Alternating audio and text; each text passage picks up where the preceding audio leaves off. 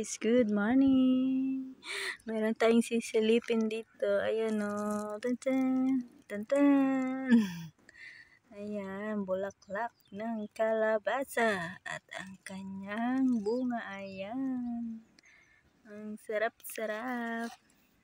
So, nandito lang siya. Yung mga bulaklak. May bunga siya o. Oh. Diba? Ang galing. So, yun ang kanyang bulaklak. Mayroon pa dito. Yun na, ang laki ng bunga. Yun na.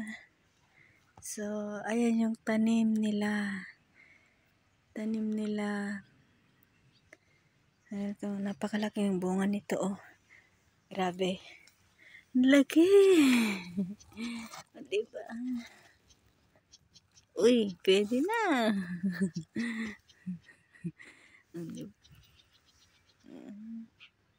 Meron pa dito. Ito, meron pa dito.